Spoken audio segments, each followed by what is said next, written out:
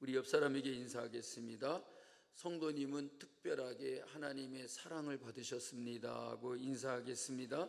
성도님은 특별하게 하나님의 사랑을 받으셨습니다. 아멘. 여러분들은 특별하게 하나님의 사랑을 받는 분들인 줄로 믿습니다. 시편 119편은 너무너무 길어서 우리가 이 시편 119편을 7부분으로 나누어서 말씀을 드리려고 하고 있습니다. 오늘은 그 7부분으로 나눈 중에 세 번째 부분의 말씀을 여러분들에게 드리려고 합니다. 그런데 여러분, 오늘 우리가 읽은 49절부터 72절 말씀을 다 읽어보니까 한 가지 우리가 또 특징을 느낄 수가 있죠. 뭐죠? 길다 그거 말고요. 말씀을 보니까 한 구절 한 구절마다 아주 특이한 점이 하나 우리에게 발견되고 있어요. 뭐 말이냐면 구절 구절마다 하나님의 말씀에 대한 단어들이 다 들어가 있다는 거예요. 그 단어들이 각기 다르지만 그 단어들은 모두 다 한마디로 말하면 하나님의 말씀이라는 단어가 다 들어가 있다는 거예요. 주의 율례, 주의 증거, 주의 규례, 주의 법도, 주의 증거, 이 말씀들이 모든 절마다 다 들어갔다는 거죠. 제가 오늘 말씀의 제목이 뭐라 그랬죠? 저 화면에 있어서 기억하고 있는 것이죠. 어쨌든 간에 주의 율례를 배우게 되었다. 시편 기자가 이런 말씀을 우리에게 말하고 있는데, 주의 율례를 배웠다라고 하는 그 말씀 속에 한 구절 한 구절마다 전부 다 하나님의 말씀이라는 단어가 공통적으로 다 들어가 있다라고 하는 것입니다. 여러분, 우리 인간의 삶에는 아무리 피하고 싶어도 피하지 못할 것이 한 가지가 있습니다. 그것은 뭐겠습니까? 비를 피하지 못한다고요? 오늘 또 비가 오고 있는 것 같아요. 왜 이렇게 가을 장마가 계속되는지 모르겠습니다. 우리는 별로 못 느끼지만 시골에서 농사 짓는 분들이라든지 과수원을 하는 분들이 크게 울상이라고 그래요. 왜냐하면 잘 익었던 과일들이 막 이렇게 쪼개지기도 하고 물러지기도 하고, 비가 너무 많이 내리니까 곡식들이 수분이 너무 많아서 잘 맛있게 익지 않는다, 그런 얘기들을 하는 것 같아요. 어쨌든 간에 여러분, 비는 비옷을 입거나 우산을 쓰면 피할 수 있어요. 그런데 우리는 이 세상을 살아가면서 우리 인간의 삶에서 피하고 싶어도 피할 수 없는 것이 있는데, 그게 뭐냐면 고난과 어려움이라는 거예요.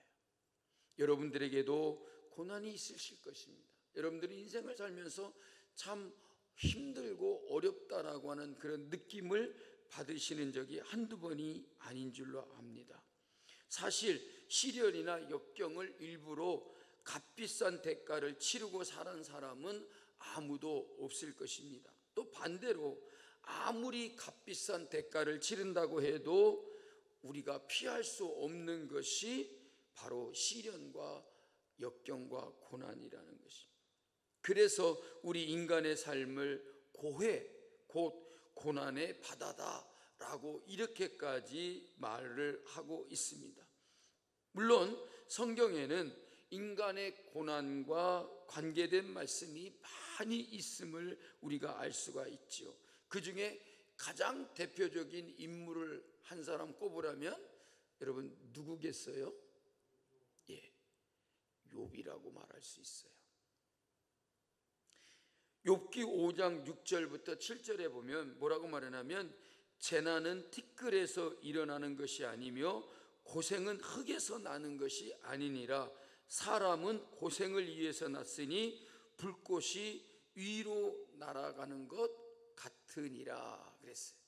여러분, 욥의 고난에 대해서 뭐라고 말을 했냐면, 인간은 아예 고난을 위하여 태어났다라고 이렇게까지 말하는 것입니다. 왜 그렇겠습니까? 그 고난의 대명사와 같은 욥의 고난이 얼마나 극심하고 그 고난이 컸는가라고 하는 것을 알 수 있기 때문이라는 거죠. 한마디로 말하면 욥이 당하였던 고난은 이루다 말로 다 할 수 없는 그런 고난이었다는. 그래서 욥이라고 하는 사람을 보면은 인간은 뭐를 위해서 태어났다고요? 누가 행복을 위해서 태어났다고요? 욥에 대해서만큼은 그렇게 얘기를 안 한다는 거예요. 사랑받기 위해 태어났다고요? 그렇게 안 느껴진다는 거죠.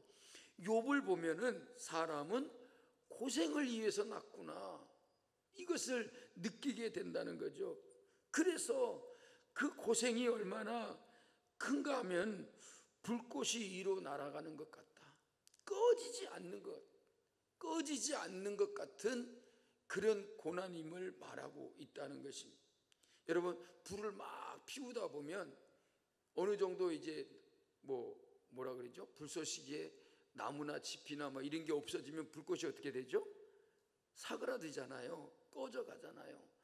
그런데 불꽃이 위로 날아가는 것 같다라는 말은 꺼질 줄 모르고 계속되는 그 고난에 대해서 이렇게 말씀하고 있는 것이라는 말입니다.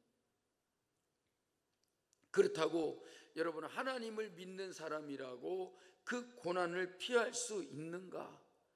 욥을 보면서 여러분, 아무리 하나님을 믿는 사람이라 할지라도 고난을 피할 수가 없구나라고 하는 것을 알 수 있다는 거죠.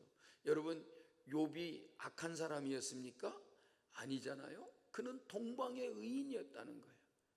그 동쪽 지역에 사는 사람들 중에 가장 의인이었다고 말해요. 여러분, 욥이 얼마나 순전한 믿음을 가졌습니까? 마누라가 무슨 말을 해도 차라리 하나님을 욕하고 죽으라 그렇게 해도 절대로 그의 입으로 그는 하나님 앞에서 범죄하지 않았다는 거예요. 하나님을 원망하거나 불평하거나 하나님에 대해서 무슨 악독한 말을 하지 않았다는 것이죠. 여러분, 욥부터가 얼마나 여러분 신실한 믿음의 사람이지 않습니까? 그런데도 그 욥이 누구보다도 극심한 고난을 겪게 되었다는 것이죠. 더군다나 얼핏 보면은 우리가 욥기를 읽어보면 아무런 이유도 없이 고난을 겪고 있는 것처럼 그렇게 느껴졌다는 것입니다. 여러분, 물론 욥뿐만이 아닙니다. 예수님의 제자들도 얼마나 많은 고난을 겪었습니까? 빌립보서 1장 29절 말씀에 가서 보니까 그리스도를 위하여 너희에게 은혜를 주신 것은 다만 그를 믿을 뿐 아니라 또한 그를 위하여, 한번 따라하겠습니다. 고난도 받게 하려 하심이라. 싫은데 우리에게 은혜를 주신 것을요, 왜 은혜를 주셨는가 하고 가만히 들어보니까 고난받게 하려고 은혜 주셨대요. 여러분, 허은봉 권사님 오셨네요. 권사님, 하나님이 내게 은혜를 주셨는데 고난을 받게 하시려고 은혜를 주셨대요. 이게 무슨 말이야? 은혜를 주신 것은 좋은데 뭔 말도 안 되는 소리를 하고 있는가 싶을 정도로 그렇게 우리에게 은혜를 주셔서 우리로 하여금 주님을 믿을 뿐만 아니라 그 주님을 위해서 뭐를 받게 하려고요? 고난도 받게. 그만큼 우리 그리스도인으로서 겪어야 될 고난이 많기 때문에 그 고난받는 것 때문에 은혜를 베풀어 주신 것이다라고 하고 말할 수가 있어요. 왜냐하면 그 은혜가 없으면 우리가 그 고난을 능히 이겨낼 수가 없다는 거죠. 그렇잖아요. 우리에게 고난이 있지만 하나님이 주시는 은혜가 있기 때문에 그 은혜로 우리가 고난도 이겨나갈 수 있고 고난 가운데서도 인내하고 참아낼 수가 있다는 거예요. 뭐 때문에요? 내게 베풀어 주신 은혜 때문에. 그 은혜가 아니면 여러분, 누가 그리스도를 위하여 고난을 받으려고 하겠습니까? 우리는 하나님의 은혜를 받으면 아무런 어려움 없이 모든 것이 형통할 것이라고 하는 그런 기대와 생각을 갖게 됩니다. 하지만 오늘 이 말씀을 보면 은혜를 받은 그리스도인은 그리스도를 위하여 고난을 받을 수밖에 없다라고 이렇게 말씀하고 있습니다. 여러분, 낮이 지나면 뭐가 오죠? 밤이 오죠. 아까도 저 안경점에 갔었는데 안경점에서 저 눈검사도 해보고 뭐 안경검사도 해보고 뭐 시력검사 뭐 별거 난시검사도 해보고 뭐 다 검사를 했는데 막 한참 검사하고 나더니 안경점 사장님이 딱 보더니 언제 이렇게 캄캄해졌지? 그러는 거예요. 내가 찾아갔을 때만 해도 바뀌고 화내갖고 저 멀리 저 문 밖으로 한번 보세요 하고 막 씌워주고 바라고 보고 그러더니 딱 검사를 마치고 딱 나오려고 하는데 목사님 안녕히 가세요 하더니 언제 이렇게 캄캄해졌어요 목사님? 그러는 거예요. 그래서 정말 여러분, 낮이 지나가면 밤이 오고, 여러분 우리에게 은혜의 때가 있으면 고난의 때도 우리에게 찾아오게 된다는 거죠. 여러분, 이스라엘 민족을 한번 생각해 볼까요?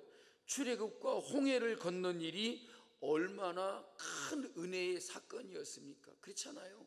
애굽 땅에서 나올 때 그냥 나온 거 아니죠? 어떻게 해서 나왔어요? 애굽 땅에 10가지 재앙이 드리워지고 난 다음에 나왔어요. 얼마나 여러분 큰 은혜의 역사입니까? 그런데 애굽에서 나오자마자 또 뭐 어디에 맞달았습니까? 홍해바다 앞에 맞달았다. 근데 그 홍해바다가 갈라지게 하셔서 하나님께서 이스라엘 백성들을 건너가게 하셨다는 거예요. 여러분, 이런 일이 얼마나 큰 은혜의 사건입니까? 그런데 여러분, 그런 은혜의 사건 이후에 무슨 일이 있었습니까?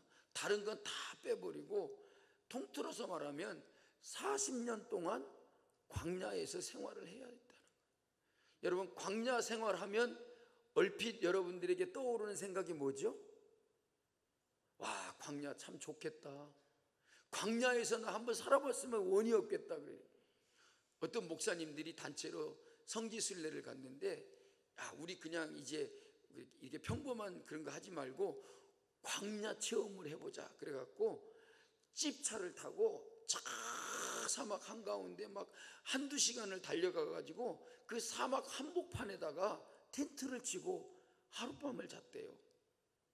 그래서 야, 광야에서 자는 게 어떨까라고 그렇게 생각을 했는데, 정말 성경을 말씀을 설교하면서 그들이 증거했던 것처럼 광야는 낮에는 너무 뜨겁고 밤에는 또 너무 추워 한기를 느끼는 거예요.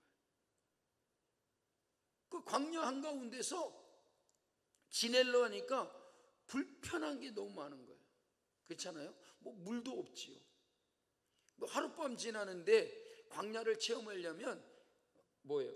생수통 가져가지 말고 아무것도 안 가지고 가는 거예요. 광야라는 게 어떤 것이냐? 그래서 뭐 먹을 것도 안 가져갔고 물도 안 가져갔고 화장실이 어디 있어요? 아무것도 없이 갔는데, 그리고서 그날 밤에 자고 나가고 아침에 일어나고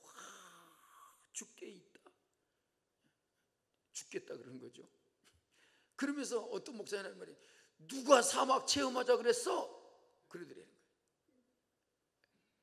하루만 지내봐도 얼마나 힘들고 고통스러운지, 정말 광야에서는 사람이 살 곳이 못 된다.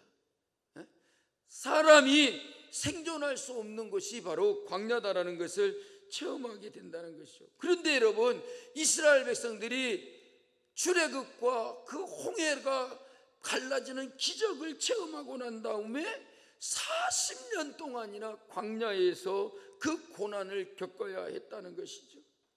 뿐만 아닙니다. 가나안 땅을 정복할 때도 마찬가지였습니다. 여리고성을 정복할 때는 피 한 방울 흘리지 아니하고 그야말로 하나님의 은혜로 말미암아 여리고성을 무너뜨릴 수 있지 않습니까? 그런데 여러분, 그 다음에 만나게 되는 작은 성, 그래서 아이성인지 모르겠습니다. 그 아주 여리고성에 비하면 아주 작은 성인 아이성을 정복할 때 여러분 어떻게 됐죠? 아이성은 여리고 성보다 훨씬 작은 성이었지만 그들은 아이성에서 패배하고 엄청난 희생을 겪어야 했다라는 것입니다. 여리고 성이 무너뜨려지는 그런 은혜의 감격을 하였지만 그보다도 훨씬 작은 성인 아이성 앞에서는 그들이 정말로 엄청난 희생을 겪었다라고 하는 것을 볼 수가 있습니다. 10가지 재앙이 애굽 땅에 내려져갖고 하나님이 이렇게 놀랍게 큰 능력을 행하셔서 자기들을 애굽 땅에서 나아갈 수 있게 해주셨다라고 하는 감격도 있었고, 홍해 바다가 갈라지고 자기들을 쫓아오던 애굽의 군대는 홍해 바다 속에서 몰살당하는 그 놀라운 일들을 경험했지만 결국 사막 앞에서는 엄청난 고통을 그들이 감내해야 됐다는 것이죠. 여러분, 사람은 이 세상을 살아갈 때에 은혜롭고 복된 삶을 살았는가 싶다가도 어느 순간에 우리 앞에 고난이 닥쳐오고 어려운 일이 생기고 고통스러운 일들이 얼마나 많은지 모릅니다. 여러분, 우리가 신앙생활을 하면서 역시 성령의 충만한 은혜를 받았는가 싶다가도 어느 순간에 마귀 사탄의 유혹에 넘어갈 때가 얼마나 많습니까? 아무리 믿음이 독실한 사람이라고 하더라도 밝은 햇빛만 받는 것이 아니라 캄캄한 밤을 지낼 수밖에 없다는 것입니다. 하지만 캄캄한 밤을 겪는다고 해서 우리가 분명 낙심하거나 절망할 필요가 없다는 것입니다. 왜냐하면 하나님께서는 우리에게 그 캄캄한 밤을 허락하시는 이유가 햇빛이 비치는 날이 얼마나 소중한가라고 하는 것을 느낄 수 있다는 거예요.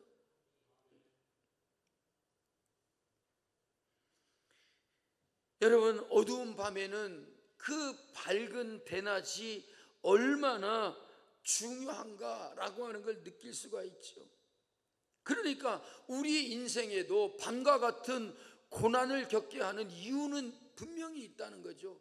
하나님의 은혜 가운데 살아가는 날들이 우리에게 얼마나 소중한가라고 하는 것을 우리는 고난을 당해보면서 깨닫게 된다는 것이죠. 은혜 가운데 살아가는 게 얼마나 소중한지를 여러분 결코 잊지 마시기를 바랍니다. 하나님이 우리에게 은혜를 베풀어 주셔서 그 은혜의 날을 살게 하신 것에 대해서 감사하지 못하고 하나님의 은혜를 깨닫지 못하면 그것을 깨닫게 하기 위해서 여러분 우리에게 밤과 같은 고난을 당하게 하실 수도 있다는 말입니다. 그래서 그 고난을 겪어보고 나서야 정말 하나님의 은혜 가운데 사는 것이 우리에게 얼마나 소중한 것이고 얼마나 귀한 것인지를 그때 가서야 우리가 알 수 있다는 것이죠. 그리고 더 나아가서는 밤과 낮을 주관하시는 일은 오직 하나님이시다는 것을 우리가 알 수 있다는 거예요. 여러분, 우리가 은혜 가운데 은혜의 날을 살다가도 고난을 당할 수가 있잖아요. 그런데 내가 그 고난을 피하고 싶다고 해서 누구나 고난을 피할 수 있는 사람은 한 사람도 없다는 거예요. 나는 고난당하지 않고 살 거야 라고 두 주먹을 붉게 쥐고 외친다고 해도 고난이 뭐라 그러냐면 까불지 마. 그리고 우리에게 고난이 찾아온단 말이에요. 내가 고난을 당하고 싶지 않다고 내가 고난을 당하지 않으려고 그렇게 힘을 쓰고 용을 써도 여러분 고난이 우리를 피해가는 게 아니라는 말입니다.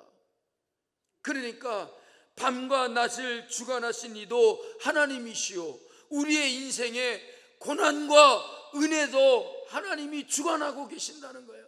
은혜를 베푸신 이가 하나님이시오, 또한 우리에게 고난도 겪게 하시는 분이 하나님이심을 우리는 깨달을 수 있어야 된다는 것이죠.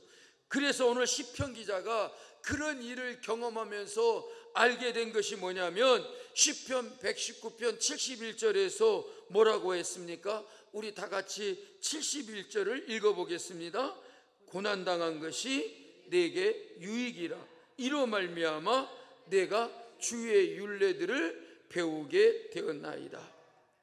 자, 고난을 당한 것이 유익이라고 하면서 그 이유를 뭐라고 했느냐면 그 이유는 바로 주의 율례, 곧 하나님의 말씀을 배우게 되기 때문이다 라고 말하는 거예요. 여러분, 우리는 하나님의 말씀, 주의 율례를 배우게 되는 것이 얼마나 귀중한 것인지를 알아야 할 것입니다. 그러므로 우리는 하나님의 말씀 듣기를 좋아하고, 하나님의 말씀을 사모하고, 하나님의 말씀을 귀하게 여기는 마음을 가져야 된다는 거예요. 그런데 그 율례를 배우지 못하고, 하나님의 말씀을 깨닫지 못하고, 하나님의 말씀대로 살지 않다가 고난을 당하고 난 다음에 주의 율례를 배우게 된다는 거죠. 또 67절에 보면은 고난을 당하면서 하나님의 말씀을 지키게 되었다라고 하는 거예요. 시편 기자가 왜 항상 조심하여 하나님의 말씀들을 지키며 살았느냐 하면 자기에게 항상 끊없는 고난이 있었기 때문이다. 고난을 당하기 때문에, 고난이 찾아오기 때문에 하나님의 말씀대로 살아야 되겠구나, 하나님의 말씀대로 살아야지, 이런 결단을 가지고 주의 말씀들을 지키게 되었다. 그러니까 그 고난이 없었다면 자신이 하나님의 말씀을 안 지켰을 것이라는 거예요. 그래서 어떤 때는 고난을 통해서 우리가 하나님의 말씀을 배우고, 고난 때문에 하나님의 말씀을 지키며 살아가는 그런 인생의 길을 걸어가게 된다는 거예요. 여러분, 오늘 말씀에서 우리는 귀한 가르침을 얻을 수가 있습니다. 52절에 보니까 뭐라고 말했냐면, 52절을 같이 읽어보겠습니다. 여호와여, 주의 옛 규례들을 내가 기억하고 스스로 이루하였나이다. 고난을 통해서 하나님의 말씀을 배우고 지키기 위해서는 뭐라고 말하냐면, 옛 규례를 기억하고 스스로 이루하였다라고 말하겠습니다. 우리가 하나님의 말씀을 배우고 지키기 위해서는 우리에게 들려주셨던 옛 규례라는 말은 옛날 말씀이 아니고 내가 전에 들었던 그 말씀들을 말하는 거예요. 하나님께서 내게 전에 가르쳐 주었던 말씀들을 말하는 거예요. 우리에게 들려주셨던 그 말씀들을 잊지 아니하고, 여러분, 그 말씀을 우리는 어떻게 해야 될까요? 김유배 집사님, 말씀을 어떻게 해야 되죠? 호주머니에다 놓고 다녀요? 우리가 흔히 기도할 때 그잖아. 오늘 말씀을 들을 때 이 말씀이 내 어디에 새겨지게 하시고 마음에 새겨지게 하시고,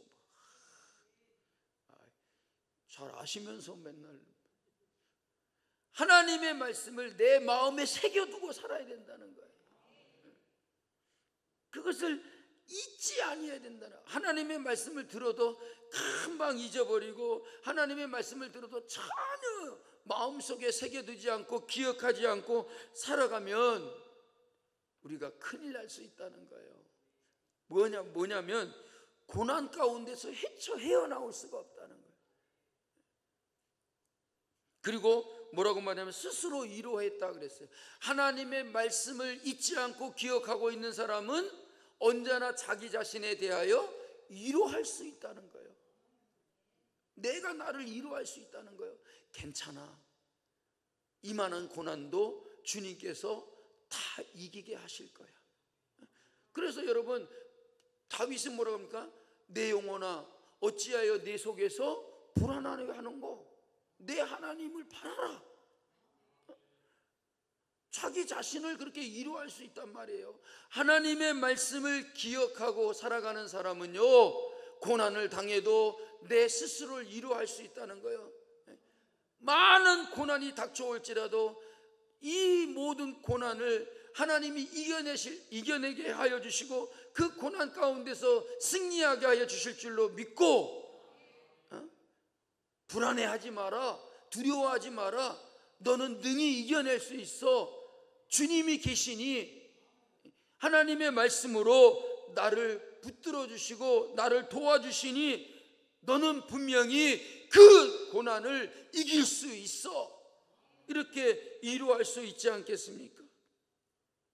여러분, 옛 규례를 기억하고 스스로 이루하였다라고 하는 말은 다른 말로 한다면 그동안에 받았던 은혜를 기억하고 있다라고 말할 수가 있어요.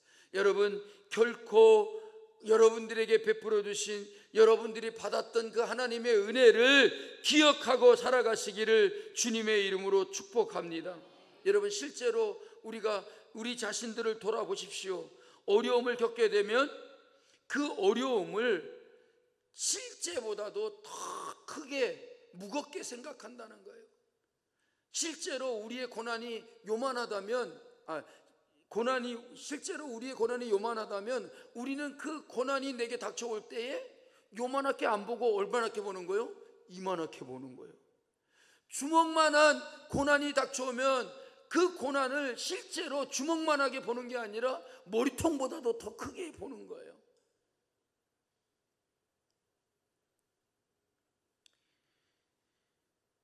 그래서 어려움을 벗어나지 못할 때가 많다는 거예요. 고난을 너무나 크게 생각하고 고난을 내가 견딜 수 없는 것처럼 그렇게 생각하기 때문이라는 거예요. 여러분, 우리가 받은 은혜를 잊지 않고 지금까지 받았던 은혜를 기억하고 살면 그 은혜가 우리에게 닥쳐오는 모든 고난을 상쇄하고 그 고난을 없애버리고 그 고난을 지워버리고 그 고난을 물리쳐버릴 수가 있다는 말이에요. 그래서 우리에게 필요한 것이 뭡니까? 지금까지 하나님께서 우리에게 베풀어 주신 내가 받은 은혜를 기억하고 살아가는 것이라는 말이에요. 우리 모두 다 하나님의 은혜를 기억하고 사시기를 주님의 이름으로 축복합니다. 그러면 지금 겪고 있는 어려움이 결코 전부가 아니라는 것을 우리는 이 어려움을 통해서 우리가 깨닫게 된다는 것이죠. 그래서 이 고난이 나의 인생의 전부가 아니라 그것보다도 더 좋은 것이 있는데, 더 귀한 것이 있는데, 그게 뭐예요? 주의 율례를 배우게 됐다는 거예요. 하나님의 말씀이 그 우리가 당하는 고난보다도 훨씬 더 중요한 것을 우리가 알게 된다는 것이죠. 그래서 58절에 보니까 이 시편 기자가 뭐라고 하는지 보십시오. 58절을 읽어볼까요? 내가 전심으로 주께 간구하여 싸우니 주의 말씀대로 내게 은혜를 베푸소서. 이 말씀대로 하면은 고난을 통해서 하나님의 말씀을 배우고 지키기 위해서 또 한 가지 방법은 바로 하나님께 기도를 드린다는 거예요. 내가 전심으로 주께 간구하여 싸우니, 고난을 당할 때에 그 고난 가운데서 우리가 주님의 말씀을, 율례들을 배우려고 하면 어떻게 해야 되느냐면 기도하여야 된다는 거죠. 기도. 여러분, 우리는 늘 항상 기도할 수 있는 성도들이 되었으면 좋겠습니다. 고난이 있을 때일수록 더 여러분, 우리는 간절하게 열심히 주님께 기도 드리기를 간절히 축복합니다.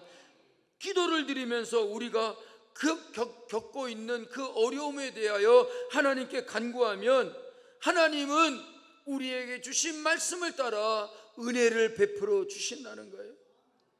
사실 여러분, 십자가의 은혜는 교리적으로도 믿을 수 있습니다. 하지만 우리는 그 십자가의 고난과 그 십자가의 어려움을 겪으면 십자가의 은혜가 더 생생하게 우리에게 체험되어진다는 것이죠. 그래서 십자가의 길을 걷는 자에게, 십자가를 지고 주님을 따라가는 자에게 그 십자가의 은혜가 얼마나 더 큰 것인지를 생생하게 믿을 수 있게 된다는 말입니다. 여러분, 하나님의 나라에 대한 소망도 마찬가지입니다. 실제로 죽음의 권세를 마주할 때 우리는 하나님의 나라에 대한 소망을 더욱더 분명히 가지게 된다는 거예요. 여러분, 지금 우리가 예수 그리스도를 믿으면서 이렇게 건강하게 살 때보다 우리의 생명이 끝나고 죽을 날이 가까웠을 때, 죽는 그 순간에 하나님의 나라를 바라보고 하나님의 나라를 소망하는 것이 더 중요하다는 말이에요. 지금 우리가 하나님의 나라를 소망하고 살지만 그것보다도 더 중요한 것은 내 목숨이 끊어질 때, 내 생명이 끝나는 그 순간에 우리는 하나님의 나라에 대한 소망을 더욱더 분명히 가지게 된다는 것이죠. 믿습니까? 막 죽어가는 사람이, 내가 정말로 내 앞에 이제 죽음이 다가오고 있음을 느끼고 이제 내 생명이 떠나갈 것을 느낄 때에, 주여 나를 받아주시옵소서, 내가 하나님의 나라에 갑니다. 이러면 여러분 그 순간에 하나님의 나라의 소망을 더욱더 분명히 가지게 된다는 거죠. 근데 그렇지 않은 사람도 있다는 거예요. 어떤 권사님이 그랬대요. 어머님이 돌아가시려고 하자 어머니 예수님 믿으시죠? 그러니까 몰라 그러대. 그럼 평생을 예수 믿고 죽는 순간에 예수님 믿으시죠? 그러면 나 몰라. 그래 보면 이게 얼마나 여러분 불행한 일입니까? 그래서 어떤 분은 막 울더라고요. 왜 그러냐 그러니까 부모님이 임종을 하는데 꼭 예수님 믿고 주님 붙들고 하나님의 나라의 소망을 가지라 그랬더니 못 믿겠다 그러더래요. 여러분들은 안 그러실 거죠? 아멘 안 하시니까 이게 뭔가 수상한데? 그렇잖아요. 지금 우리가 건강하게 살 때보다도 이제 죽음이 우리 앞에 다가왔을 때에 우리가 가져야 될 소망이 뭐겠습니까? 오직 하나님의 나라밖에 없잖아요. 죽음의 순간을 맞이할 때 하나님의 나라에 대한 소망을 더욱더 분명히 가질 수 있지 않습니까? 그러니까 우리는 어려움을 통해서 고난을 당하고 있을 때에 하나님의 말씀을 더욱더 배우게 되고 그 하나님의 율례를 지키게 됐다는 거죠. 왜? 고통스럽고 고난 가운데 있을 때에 우리는 하나님의 말씀으로 그 고통과 고난을 이겨낼 수 있기 때문이다.